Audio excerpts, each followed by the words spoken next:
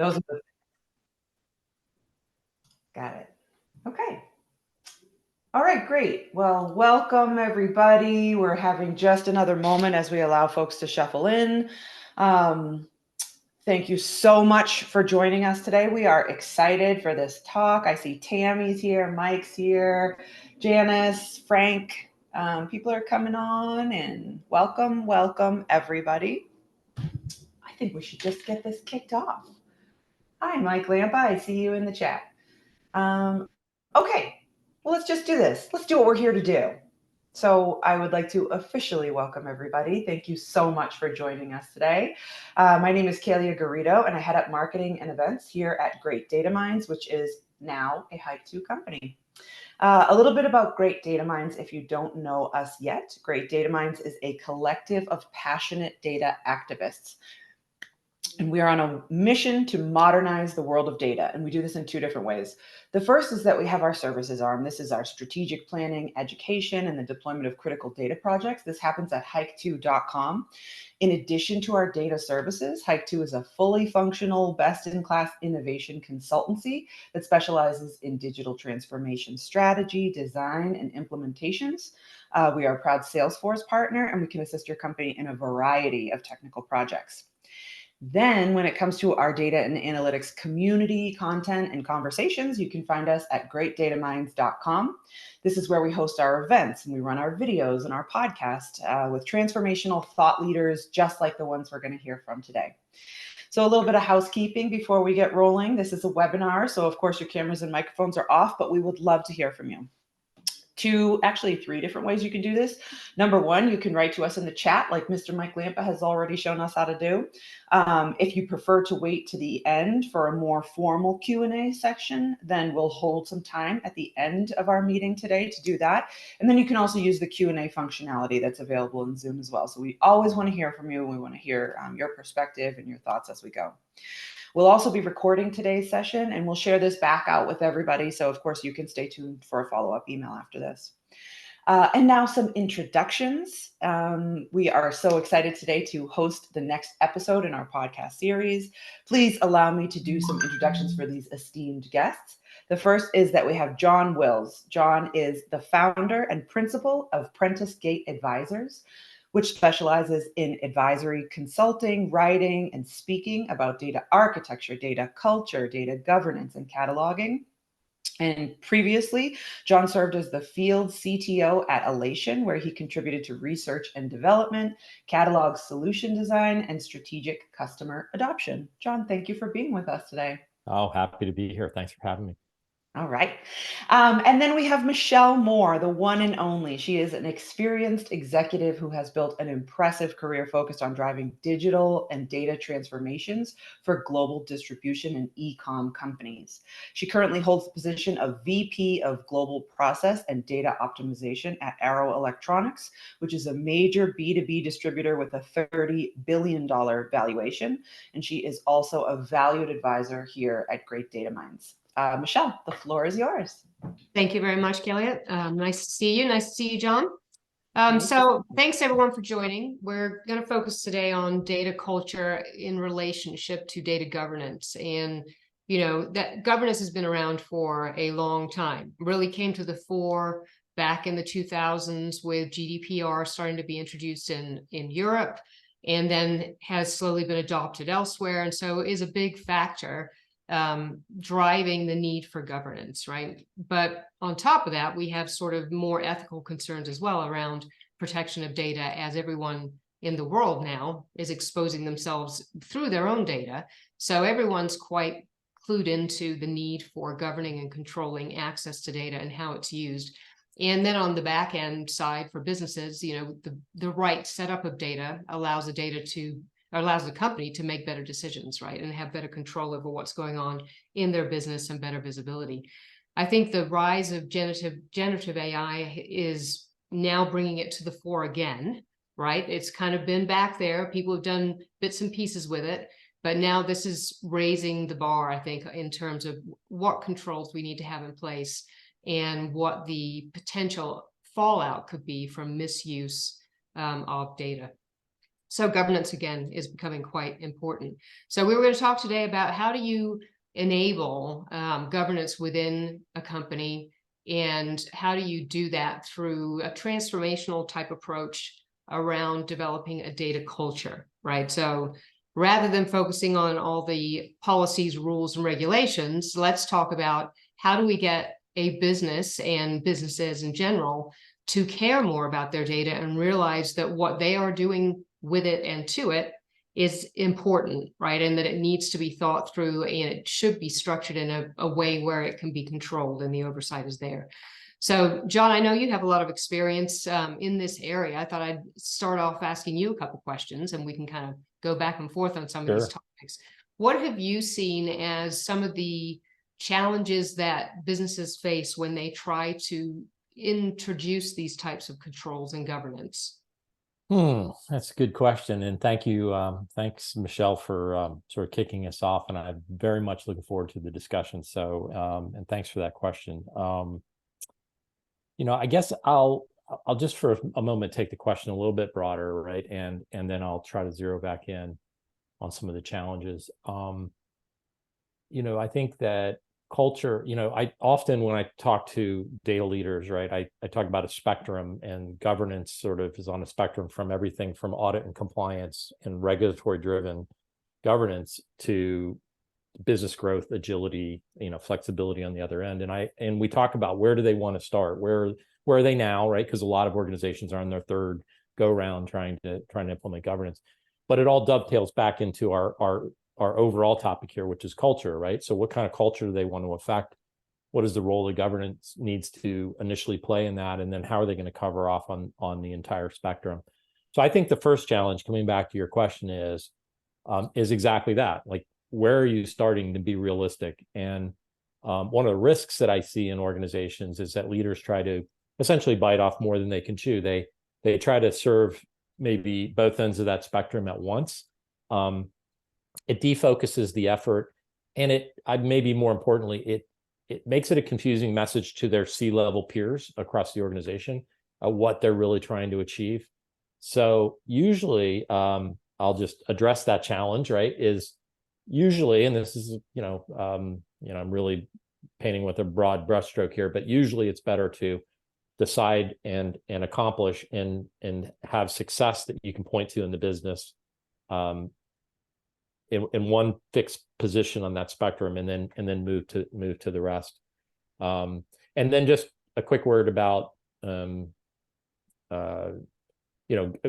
to culture. The way I think about culture really, really briefly is, if you look at the definition in general of culture, it's traditions, it's rituals, it's shared beliefs, it's shared language, it's all those things. It's a really slippery, amorphous topic, right? And so what's interesting to me is think about, well, how do all those things, if you just think about what a culture is, apply to data and how data impacts the culture of the business? Because we say data-driven culture, or we want a data culture, but I think what we really want is we want a business, a data-driven business culture, right? And we want it interwoven. We don't want two separate things. Anyway, long answer to your question. What do you think, Michelle? How would you answer your own question? Let me throw it back. I would say, I agree with everything you just said there. And I think what you're really saying is, well, two things. I think, picking your priorities, right? In that spectrum as a North Star, we're going to focus on this, allows you to prove out some success and get some buy-in, right? I think it's really critical when you're starting. If you try to boil the ocean, you're going to get nowhere. Everything will make little progress to no progress, and everyone will roll their eyes and get frustrated. So you got to pick the one thing and let's go after it and make that a success. And then you can expand out from there. That in and of itself is context dependent to the business, right? So what matters to that business? You could be driven by, there's a new regulation coming out and you've got to address it or you're going to get fined.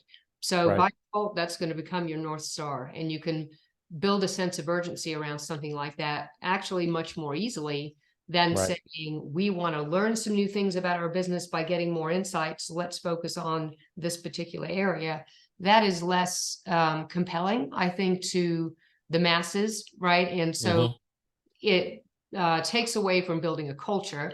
And to your point about the culture, a lot of that is around the shared language, right? So as with most transformations, it is important to establish, one, what is the thing we're going after, and what is the language around that item in that direction that will allow us to have a consistent conversation with the organization that will get them slowly orientated around that's what's going to help make us successful to deliver this result, right? And then again, you can model that and replicate it as you build out across different topic areas. So I see the same thing, right? The governance in and of itself doesn't work.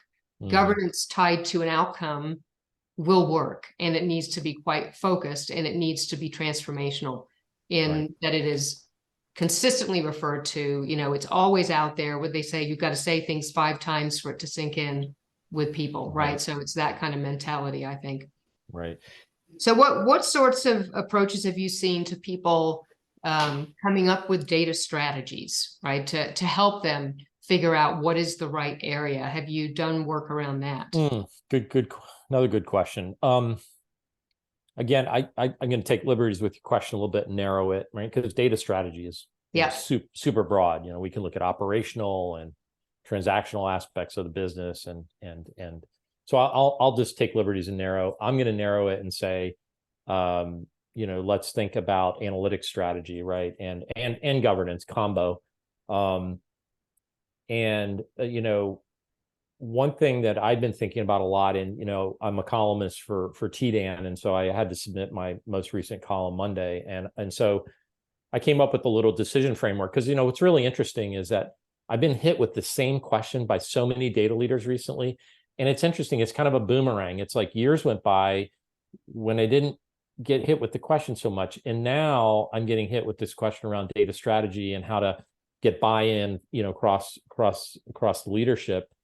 I think it's a sign of the times, right? But anyway, I won't go into that, economic times and everybody, scrutinizing more heavily. But anyway, so I've kind of been working on this framework to say, how do you think about your governance and analytics strategy? And it follows sort of a decision tree path where you ask a question, right? The first question is, do you intend for your data strategy to be integrated in with the key business initiatives, right? It sounds like a pretty obvious answer, and we could flip by it really quickly, but I think it deserves careful thought and scrutiny.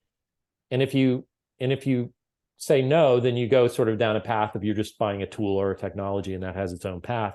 But if you say yes, then I think the next critical question on your data strategy is, do you choose as a data leader to either build support for a data program that sits alongside and complements key business initiatives? In other words, a key data initiative sits alongside as a partner in the business, or is your strategy to say that the data strategy for analytics and governance will be subordinate and will support key business initiatives, right? Because I think there's different the lift is obviously higher if in some organizations, if you say you want it to sit alongside, but then of course data ends up having it's treated more as a corporate asset. That's so cliche, we all say that, but it really would cause data to be viewed and more as a corporate asset, and have the data program be elevated and sit alongside business functions, right? Which I think to many of us, I'm sure in the webinar, like as data people, we'd say that's great, that's fantastic. But every business is its own business, and so you have to. I think that's just the next decision you need to make about strategy. So anyway, no, it's very high level. It's sort of for data leaders, but this is a thought process that I've been sort of walking people through, and it seems to be resonating. So I thought I would just share that. I don't know. You are in this this really broad role with lots of responsibilities at Arrow. I mean, how do you think about that? Because you have to do this every day, right? Yeah. I mean, I think the key thing is identifying a clear business outcome, right? And then that will help elevate the data strategy, right? I think it's unlikely that a data strategy by itself is going to generate anything specific. It's, you're going to tie that to something that you either want to sell or do more efficiently or whatever, right? So I think identifying the business outcome is one of the key things. In my role today, really the focus is more on the internal controls that are going to help drive efficiency around effective data management. So this is more on the whichever end that was, hard to do it here, but more on the efficiency plays, right? And the data is going to allow you to make better decisions and also have more efficient systems. And therefore you'll be able to automate more things, right? So that's another way to view the value of the data. That is a business outcome for which data cleanliness is critical. Yeah. Right. Some of the more regulatory things have already been dealt with, right? However, those are constantly evolving and changing, right? And as the whole AI revolution takes off, they're going to change some more. So, you know, I think it needs to be fluid, again, context dependent for the business, but also fluid with the external environment, so that you're identifying the right priority to be tying it to. I haven't seen a lot of success to make it its own thing, you know, and I think it's because it does run throughout the organization, data, right? It is the blood of the system. And so keeping that clean by default is beneficial to all areas. But if you can identify some real beneficial outcome with some dollars attached to it, you're going to get buy-in way faster. And that's either we're going to avoid getting fined, very important, or we're going to make some money from it, right? Either through efficiency savings or from actually maybe packaging it up and selling insights as an example, right? That's some of the stuff that I've seen. So yeah, same sort of stuff. Yeah, just to touch on that efficiency point, because I think that's so important. In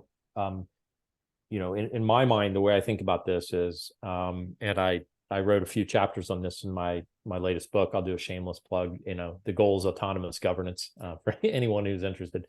But it's that efficiency should be where business process happen, right? And it should allow people that are doing their everyday tasks to have the data should arrive to them with a certain level of trust, confidence.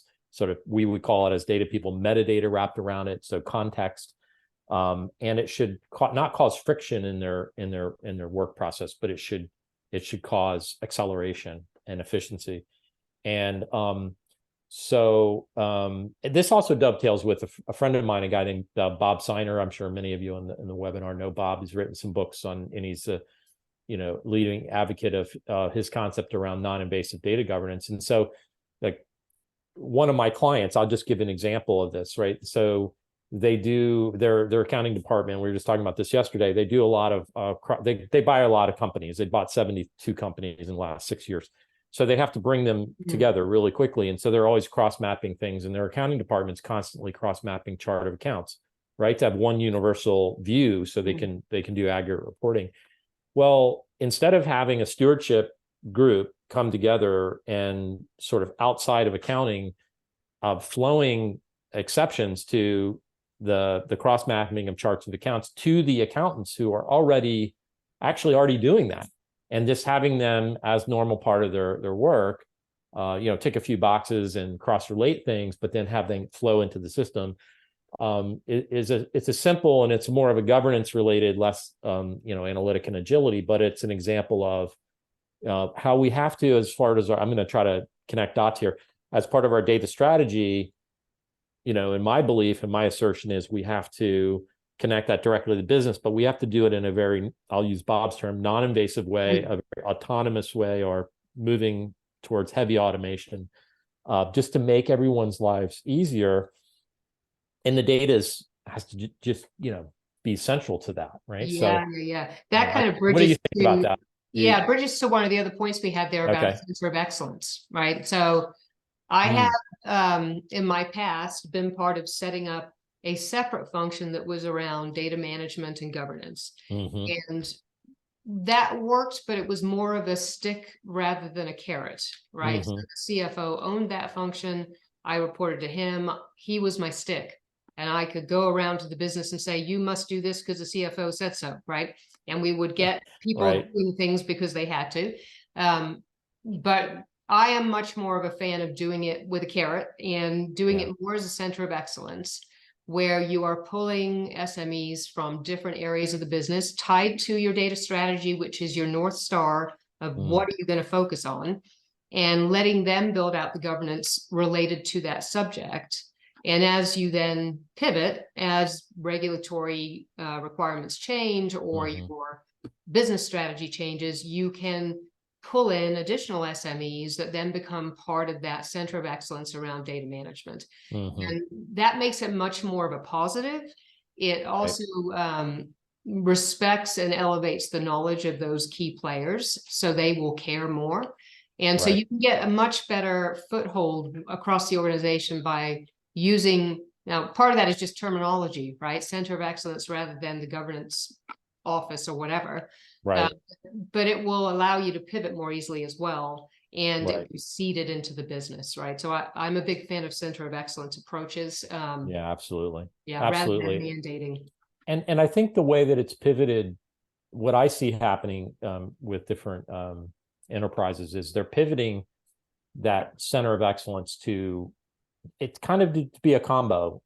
In some sense, they're mentors or they're guides, right? If we use that term, to, how to approach problems, what does good look like, right? Enabling distributed groups throughout the enterprise. And in some sense, they're also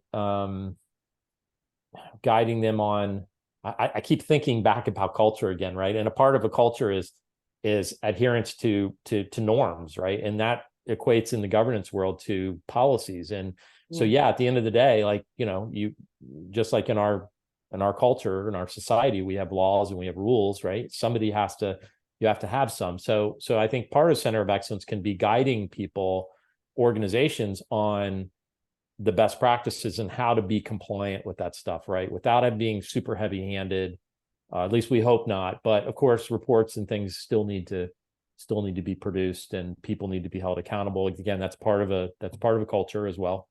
Yeah. But so anyway, I see the center of excellence kind of taking on several different characteristics, right? Yes. Yeah. Sort of the benevolent policeman, right? Overseeing and measuring. I think, part of the identifying the North Star, the business outcome that you're going to rally the company around, and therefore the center of excellence around, is making sure you can measure the outcome for the accountability factor that you just referred to, right? Right. That's the only way you're going to prove that it is worth doing in the first place, that will get people buying into it. I think those other pieces, just to touch on the critical data elements piece, right? When you have identified that North Star that you're going to be focused on, that is the very next step. What are the critical data elements related to that subject area that matter? And getting control of those very first, right out of the gate, is the most important thing. Then you can build out from there, right? You can add in other areas where you will learn as you go. Oh, actually, if we had more control over this data element, this field of data, we could have more consistency in our reporting. We could then learn some more about our customers, as an example. So, customer data management is an area that's very difficult because it's usually free form. You can't have too many controls around address fields and company names and this, that, and the other. People need to give you the information that you need to get in your systems, but they can give it to you in different ways, right? So you can have a lot of dirty data related to that, which muddies the waters and really makes some of the reporting hard in the business. So as you hone in on things, you can start to develop rules around things and put in cleansing mechanisms to deal with that. And a lot of this center of excellence cultural piece is not dependent upon systems, right? You don't need to be buying tools right out the gate to do data governance. You should just start with the center of excellence cultural discussion, right? And you can do that with off-the-shelf tools until you need to scale it. Then you need to look at what else can we do. I totally agree. You don't need any tools. I mean, if you look at so what makes up, again, going back to my central theme for today, what makes a data culture? So shared language, so shared understanding. So look, you could take I think every HR department, as part of the onboarding of new employees, ought to have a subsection of that, which is, what are, how do we value data? How do we handle data? What do we do with analytics? At least a module, right? So everybody has a common understanding, and then doing things like and again, it doesn't need to be in a tool or platform, but taking something like a wiki environment, like a Atlassian Confluence or something, and just starting to stack up glossary terms. So you're educating people on the shared language and common things that everyone strives for across different.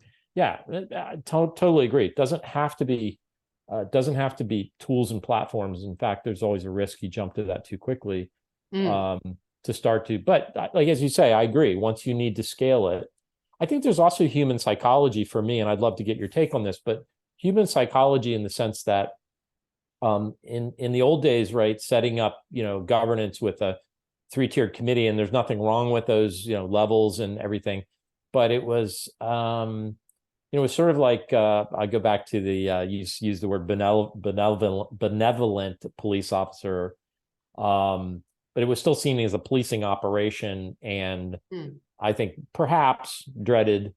What I see organizations succeeding with is working on the culture side first with transparency and shared language. And so getting different groups to just share, right, the terminology they use, what assets they have.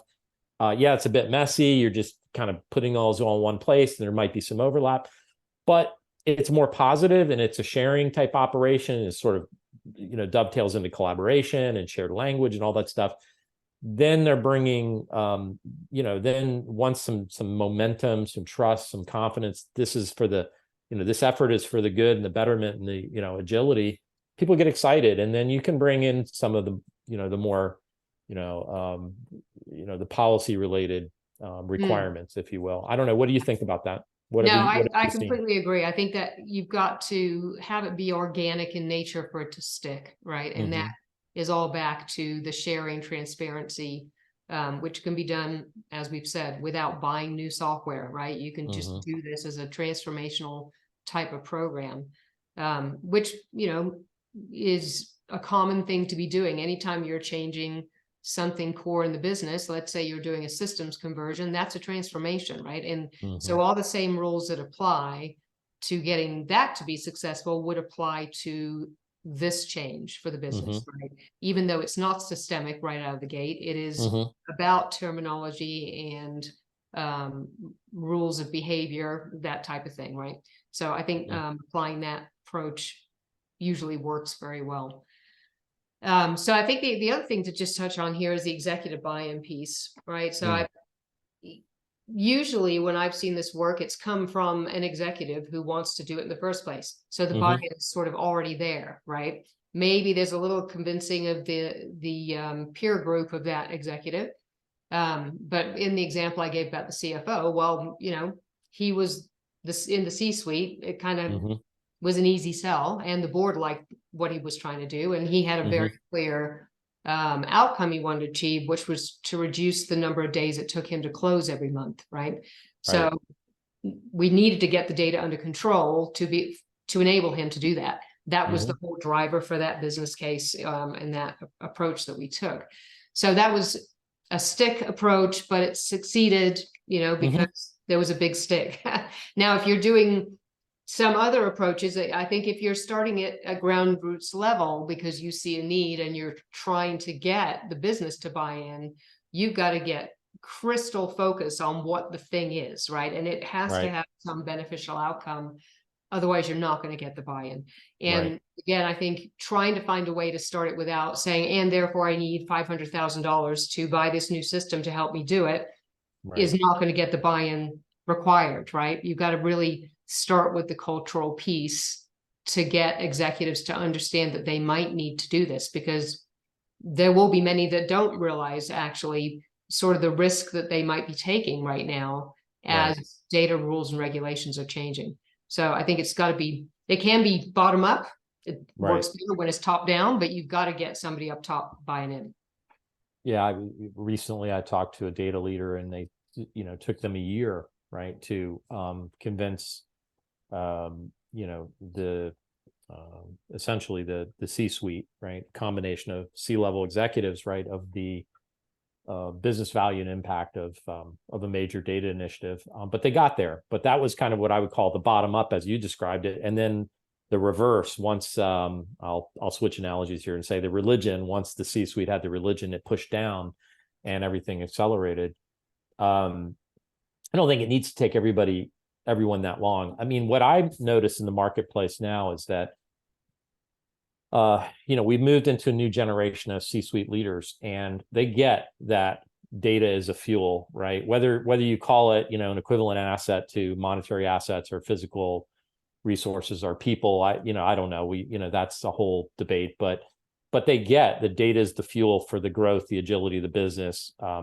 This one client I was thinking of a few minutes ago, and I said they've been acquiring companies like crazy. I mean, that's all about velocity and bringing together and having consolidation and being able to optimize margin and cost as quickly as possible. That's all about data. They get that. They're not technologists. They don't know anything about data architecture or data, but they get that data is the fuel. So the good news is I think a lot of C-suites get that. I think the challenge for data leaders is and I think you alluded to this, like we have to be super sharp at translating into business value, right? And get away from our platforms and our tools and our, all that language, and to pivot to the language of the business. Yes. And then also hold ourselves accountable, right? That means you need to put a stake in the ground and say, here's where the business is X. If we do these things, we're going to get to Y. And here's how we're going to measure it. And yes, measuring it is not easy. There's no direct, you always have to connect the dots through a number of assumptions and whatnot. And that's by the way, my opinion is the hard part. But anyway, that's nothing new, by the way. That's been around for forever in business. When you have an intangible asset and you're trying to relate how you make use of it for business impact, right? There's nothing new there. But yeah, exactly. Not easy. Same as a marketing investment, Right. How exactly. do you prove you're going to increase sales because you run this ad, right? It's very hard to do. There's got to be a little bit of getting the religion, I think, for sure, in there. Yeah, for sure. So I think the other thing that's kind of interesting is if you look at, so every business has this challenge, right? The degree of the challenge is almost a direct correlation to the size of the business and the age of the business. So the older a business is, the more likely they are to have data all over the place, especially if they've been in an acquisitive business. And the newer the business, the more narrow the scope can be, which is beneficial, right? So I think young companies and startup companies today have a great advantage. They can get this under control right from the get-go, right? Much more easily than a large, older company, because they just have so much baggage that they've picked up over the years before this even became an issue that they're now having to grapple with, right? A lot of consolidation challenges around systems and sources of data that, is a lot to go at, needs to be dealt with at some point in time, right? So there's sort of a never-ending source of activity there for the larger companies. And if startup companies and younger companies can think about it now, they can get well ahead of the game, right, before they grow. Yeah, I think that's true. For a lot of the reasons you stated. Primarily, it's a greenfield. You're a new company. You don't have a lot of baggage to deal with. But I also think there's a dark side to this, right? There's what I've seen. There are a lot of SaaS applications, and people on the call will know this. Like a lot of SaaS applications aren't transparent about their data. What schema it's stored, if it's in a schema, what the descriptions of the content, right? So when you're using a SaaS application and you just use it through the UI and maybe you have an API, but you have no way of gathering up the metadata to put into a catalog to compare against the rest of your data. So we're ending up with these really hybrid environments, right? SaaS apps, then we have on-prem apps, and then we're building some of our own in our own virtual private clouds in AWS or Google or wherever. And so in some ways, especially when we take a look at, I'm going to cut back over to governance topic, but when you look at cross-jurisdictional boundaries and you know, in laws, right, across, you know, EU, North America, different states in the US, and different countries in all over the world, right? I'm just calling out Western Europe and North America, but this is everywhere in the world. And data crossing boundaries, you know, someone creates a query in Paris that cuts across to a data center, sits in, you know, in the Rocky Mountains, right? So data, guess what, just crossed a bunch of boundaries, and there's a bunch of laws that maybe have overlaps. So, and maybe that doesn't, I'm thinking out loud here, but maybe that applies to all businesses, not just startups, which is the focus of your comment. But nonetheless, my point is, wow, we have just a lot of challenges, massive challenges around this. But you know, I'm going to pivot one more time, and I'm sorry, maybe too much coffee today, but pivot one more time back to the data culture. I'm so encouraged and I'm so excited to be able to see data leaders who are connecting people, right? So there's a social aspect to culture, and there's a sharing of knowledge, which isn't just about glossaries and glossary terms, but it's about the reuse of assets. So data products are really hot right now. I know everybody knows that. So data, whether you call it a data product in an internal marketplace where people share, or whether that's people just sharing common queries for the most popular, use the term, you know, critical data elements against the most critical things. It's really, really exciting to see. And there's a network effect there, like you have with any social interaction, right? It's network effect of uplift and productivity. In fact, years ago, I say years ago, I'm probably, let me say 6 years ago, there was a study done by Northwestern where they looked at eBay, and they looked at 2,000 analysts in eBay, and they actually studied, and this was a doctoral, I don't know if it was a doctoral thesis, but it was a grad paper and a combo by a bunch of scientists, and they studied it, and they found that shared knowledge in the form of queries, it specifically looked at queries, had empirical proof that it uplift productivity and efficiency inside eBay. So a little tidbit there for folks. Yeah. I think the other thing around that transparency, you know, the challenge of people are able, because technology has become more democratic, easily accessible, more able to go off and do their own thing, right? And be creative and innovate on the way that they might be analyzing the data. That can be great. It can also be a problem, right? Because they can apply their own algorithms and their own logic to something, which is good on the one hand, but they can bring it back in as a data point of truth that actually doesn't align at all to the way the business looks at that information, right? And so now it looks like a really positive data point, but actually, because of the way that the algorithm was run, it isn't true in the context of that business, right? And so understanding what is happening to the data, I think, is equally as important as to really where it is, and, you know, who gets to see it and all that kind of stuff. Right? But to understand to comprehend what's happening to the business, that brings us to the topic of literacy, right? Which is a huge part of culture, right? Yep. So people have to have a discerning eye, right, and a thought process for how they how they absorb what's being thrown at them, and they say, okay, is this right? Does the frame of reference, even for the question, the way it was asked, is that right? Yes. Let alone the data. Yeah, I think that's the trick, right? The balance between causing too much questioning because you don't trust the data, because you don't have the transparency about where it came from, or the trust about where it came from, you know, results in a bunch of reverse engineering, proving out the data is valid, and you waste a lot of time. So that's why the whole transparency piece that we've been talking about is so important, and the sharing of, this is where this data comes from, and this is what's happened to this data, therefore we can guarantee that it's true. And in fact, in a prior life, one of the things we had was we went through and we certified data sources, right, as being valid in the way that it was stored, secured, excuse me, and or calculated, it was certified. And so if you knew that that report came from that data source, you didn't have to question it. It was already good to go, right? So applying things like that can be super helpful in reducing distrust, and therefore reducing all this reverse engineering and reverse analysis to determine if you believe it or not, right? So you gotta have balance, and you do want people to be creative and innovative with data, right? That's where you're going to get some of that secret sauce.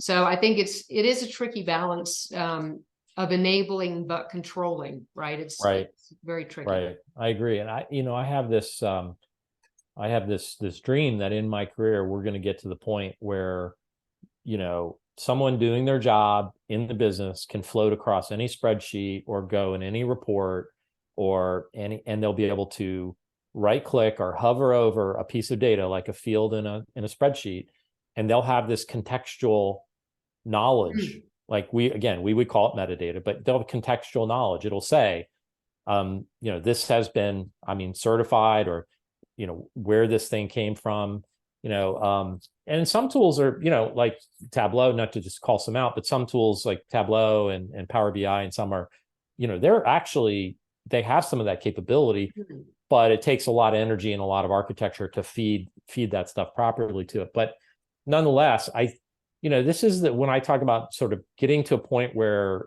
there's no friction, right? For consumers of data, we're all consumers of data, right? But we need no friction. So again, you think about something like Lineage. Somebody gets a report and they go, well, I'm not sure I trust it.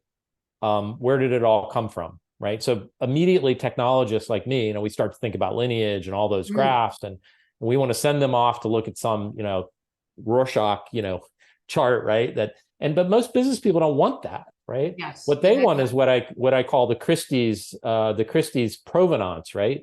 They want to know that this thing that they have and they're holding their hands and they're trying to figure out how to value it, right? Like, well, who owned it before me, and are they authoritative? Christie's is authoritative. Did Christie's put in their catalog and say that, yeah, it's got a number and actually was the the painter of record, right? Yeah, they just want to know that, right? Yeah. Plus, in terms of governance on the sort of the policy side or the control side of governance, we should be helping people know what they can and cannot do with the data as they're working with data, right? It should be right there in front of them. Yes. Not like take this certification test once a year, Scout's honor, I'll remember all the stuff you just told me in a video, and I'll do all the right things with the data, right? That's kind of. Well, I can tell you, John, your dream is going to come true, because I just recently saw a demo of a product called, or a company, One Data. Old colleague of mine started it with his buddies over in Europe. Okay. And it does exactly what you just described. Wow. Right? You've given me homework. I love it. I love it. In fact, I'll give you an intro to the guy. Okay, perfect. Demo. It's fascinating, Yeah. And it really helps you understand where data sources are, what's creating this other data product, right? Perfect. So you might have this data products that's come from these data products, and it is all about managing data products. Oh, I'm excited. Into a way. Yeah, it's very good. That's great. I think they owe you dinner for the plug. Yeah. No, that's great. I'm gonna seriously, I'm gonna look it up, because there's so much happening in this space, right? Yes. There's open standards that are emerging. I just ran into one last week. It's coming out of some people at PayPal, which is around data contracts, an open standard for APIs. And it's just so much of an explosion right now. It's in some ways, for those of us that have been around data our whole working lives, right? It's kind of like the next wave of explosion. Yes. Which is really you got to take a deep breath and say, okay, let's dive in, get my energy up. But on the other hand, it's so exciting. It's wow, I hope I got 30 more years in this industry. But yeah. Maybe exactly. Not really, but, but yeah. Anyway. So Kaylee, I wonder if are there any questions that anybody's posed? Yeah, this is a great time to submit your questions. If anybody on the line has something that they would like to ask, absolutely, this is a great time to do it. But I do have a question around, we talk so much about generative AI right now, and I know the whole kind of other side of that is security, like data privacy, info security. How is that all related with data governance as you both see it? Well, I think, that but it is part of the whole, right? You can't have the discussion around data culture or strategy without those factors included. And, that's about getting clear on who can touch what, who can see what, and what outcome are we trying to achieve will dictate who those people are, right? So I think it's inherent in the conversation. It should be always on the list as a part of the things that need to be considered when setting up access rights as an example, or creation rights along that stream. It should be looking at what are the security requirements, what are the regulatory requirements, right, around how long can you keep the data as an example, right? Part of your data set may disappear at some point in time, and you need to figure out how to manage that as well. So I do think it's inherent in the conversation. You can't have a proper data culture without including those in the discussion. Yeah. Yeah, I agree. I mean, this whole topic of model governance, right? And so let's just extend that to large language model governance, right? So model governance is not necessarily new. I think what is new, in my opinion, is there's a coming together. I don't know if conflate is the right word. It's probably not the right word, but let's call it coming together of enterprise risk management frameworks with infosec risks, with privacy risks, with data risks, right, which have been, the domain of governance. And, just another element and another dimension or characteristic of data risk is models, right? So I'm excited because as the data risks, for a corporation are identified, and the controls, right, what needs to take place in order to mitigate those risks, those controls are documented, and those come in and are managed under the same enterprise risk management framework. What excites me about that is it's a maturing of our data discipline, right? Because it really is a proof point that data is a corporate asset at the same level of people and physical resources and money and all that other stuff, right? So it needs to have that same seat at the table and not be governance shoved off in some corner of the enterprise. Yeah, they'll take care of that.